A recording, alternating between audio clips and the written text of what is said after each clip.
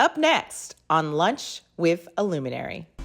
What's more valuable, $500,000 in cash or a meal seasoned with the wisdom of a luminary?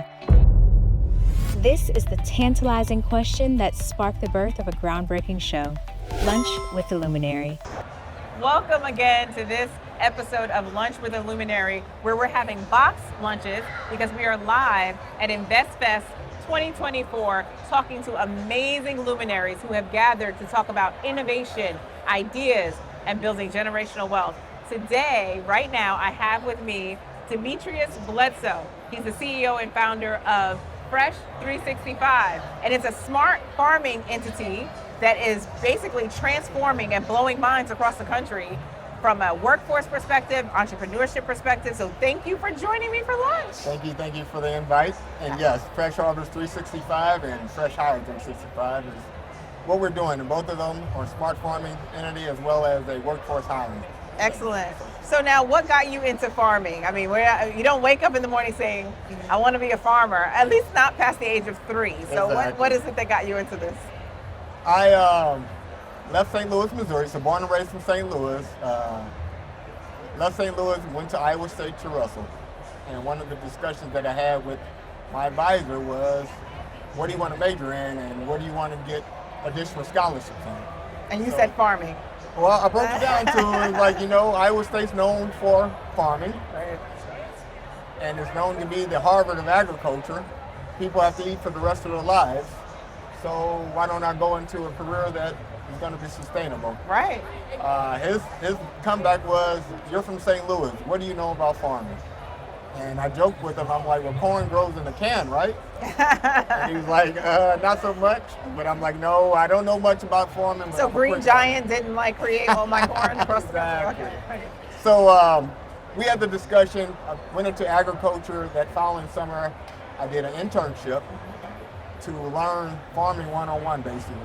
Ins and outs of farming, from growing to insecticide, fertilizer, the whole driving a tractor and all that. Even learn how to drive a stick doing that. I can't even drive stick shift when you're driving tractors. So that was part of my experience. And as a result, I kind of went into agriculture, doing the internships that I went through with Dow, DuPont. Okay. And graduated from Iowa State and went into agriculture as a whole. Awesome.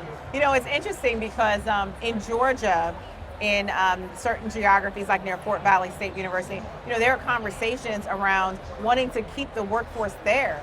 So when people actually, go to college, whether it's Fort Valley, University or others, they get their education and then they leave because they feel like this is a rural town, it's an agricultural town. Why should I stay? Why should they stay? Well, that's kind of what we kind of set up as a programming as a whole with Fresh Harvest and then Fresh Hire 365. What we did was we're teaching people the fundamentals of agriculture. We put them through a pre-apprenticeship program that gives them the skill sets that they would need to be able to be a farmer, whether they go work for a corporation or on their own. So we also give them vocational skills. So we teach them electrical, plumbing, solar installation, construction, greenhouse type of training. All that training is done online. So as what we do and give back to the community is, as part of my mission at Fresh Harvest 365, is to educate, employ, and empower the next generation of future leaders in agriculture. So what you're sharing is that it's not necessarily taking a rake and a hoe or a more modern automated equipment in farming. There are other ancillary trades, electrical, etc., irrigation, associated with farming and being part of that ecosystem. And what we want to do is train the average person, the city slicker, or the non-rural individuals, and give them the skill set so when they go into agriculture, because a lot of them are starting to get passionate about agriculture. Well, because of all the disease Yes. Listen, I'm from Brooklyn. When you came to me and talked about it, I'm like, can I fit a 420 square foot, 320 square foot shipping container in my yard and maybe have my own little farm? My mom does it. Okay. She has tomatoes, lettuce, cabbage. Corn takes up a lot of space, so that's not as easy. But, there's a whole movement of people saying, I want to, farm fresh to my table, and I want to do this myself. So are you saying there's a consumer component where I can take this online class as well? So we have a consumer aspect. I just call it not even consumer, just I have an aspect to the average person that wants to get into farming. We even have mini hydroponic kits.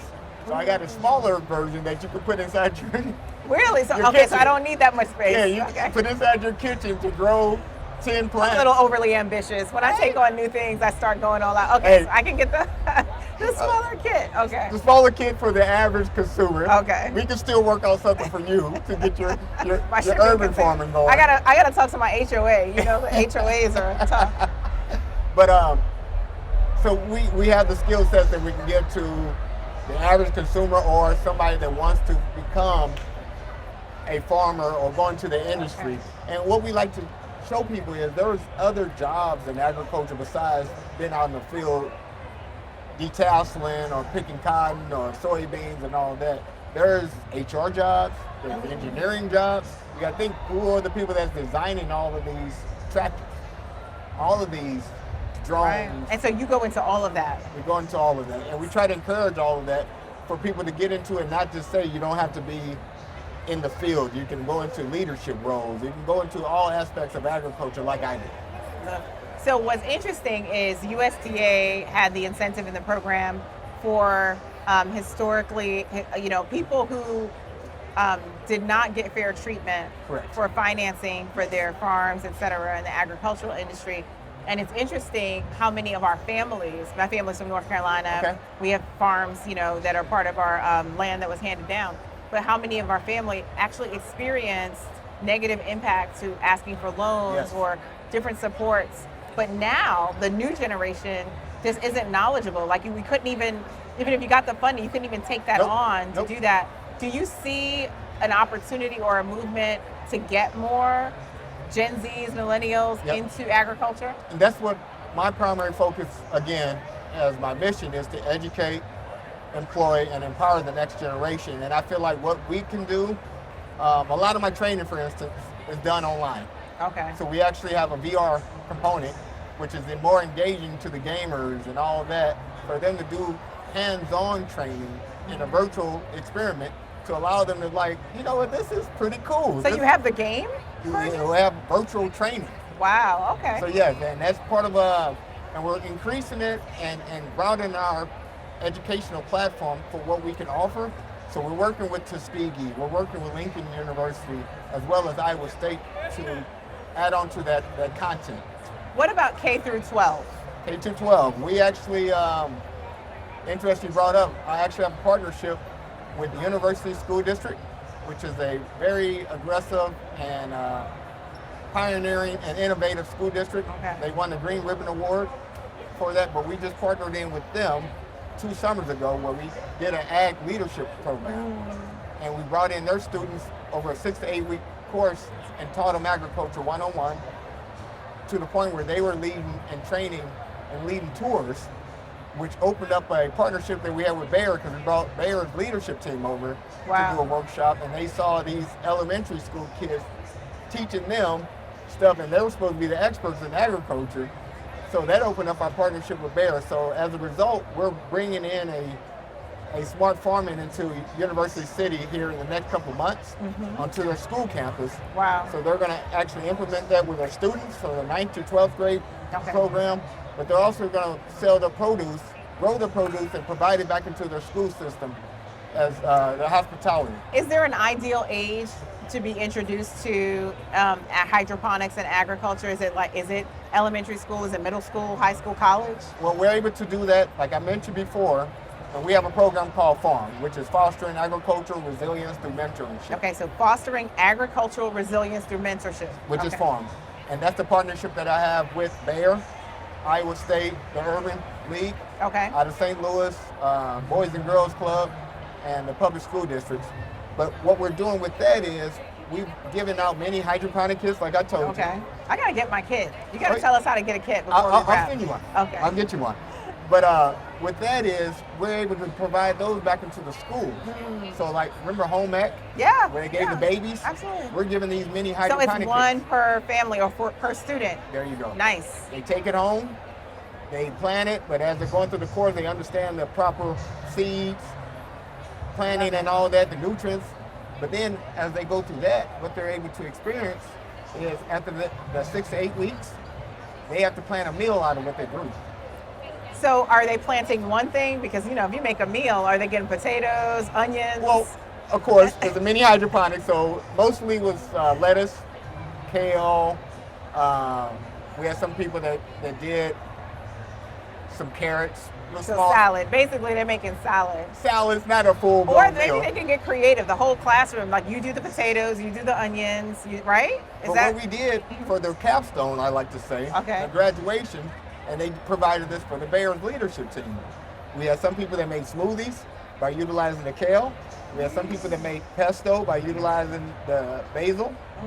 We had some people that did, once again, the salads Yeah. and all that, and they showed that not only did they grow it, but they learned how to grow it to keep sustaining it and keep moving forward. Maybe we should have made this a lunch with a luminary farm to table edition or something. That'll be the next one. That'll be the next one. We got to figure that out. So I think I have multiple kids. So I'm going to have them all with their hydroponic kits and say, listen, next month, grow me something that'll be your dinner. Make a soup. I mean, for real. But How long's the program? The program, like I said, that I do is the leadership for the youth is 6 to 8 weeks. Nice. And we usually do it in the summer. But once again, we partnered in with Harris Stowe University. We were looking at doing that, Bear, and then U City School District. I'm trying to think other organizations, Boys and Girls Club. I love it. This is So good work. we're once again just trying to make agricultural farming, urban farming attractive, and Right. to the point where they know they can do it in their own homes. So that's your farm program. You have your farm hire. Yes. And then you have your apprenticeships, Yes. programs within that. That is so amazing. So what did people say when they realized you were launching Farm 365? When we launched Fresh Harvest 365, it was just something that people like, okay, what are you doing? What are you trying to do? And I'm like, well, I'm trying to find a solution for food deserts and nutrients insecurities. But the biggest thing is I'm able to give a fresh harvest 365 days a year. And people are like, okay, I like that, but how are you going to do that? And I was like, well, I can grow equivalent to 5 acres worth, 3 to 5 acres worth in this small shipping container. How can you do that? Let me put one in the community first, give you a tour. Well, also, as we train them, we'll start hiring people so they can be farmers Love in it. these containers. So you have workforce component. Oh, yeah. And by the way, we're the Department of Labor approved apprenticeship program. And they were like, okay, and then we have a facility that's a veteran qualified training facilities for all of this. It was like, okay, well, how are you going to do this? Well, we're going to put a container. So we did the container. People came by, did the tours. The governor came down to Missouri. A lot of people got involved, but the fact is they were able to taste it. Me talking to you about it, you're like, yeah, I've eaten some beef. But when you get to sink your teeth into it and taste it. Actually, and then we've even had the governor say, what are you doing? You're cheating. Because I've never tasted lettuce, I've never tasted basil this fresh. I said, well, once again, Fresh Harvest 365 days a year. We're using no chemicals, no pesticides. I love it. And it's truly, we harvest it and it's on your plate within minutes. I love it. We have to take this show on the road. When I talk to government leaders across the country, in urban areas, even outside of urban areas, but where there are food deserts, where there's food insecurity, this is the absolute solution to addressing those issues and activating the economic ecosystem. Yes. So we're going to continue this conversation. We're And going to continue to talk about how we can activate the entrepreneurial ecosystem in our communities across the country, one neighborhood at a time. Did you have some closing remarks? Like I said, we're actually starting a agripreneurship academy in conjunction with Iowa State and Tuskegee and Lincoln. And with that, we're showing people how to be entrepreneurs in the agricultural space, but we're also launching this globally. So we're going to be offering this in Rwanda as Flying Out Sunday, so we can implement some of that, and then the Philippines. So these are some of the first stuff that we're doing globally to expand the workforce, but also to attract more of the next generation to agriculture. Demetrius, have passport, will travel. We travel in business and society. We get around. Thank you so much for joining me. But all this talk about farm to table and salads has made me hungry. So let's dig in. Thank you. Bon appetit. Bon appetit.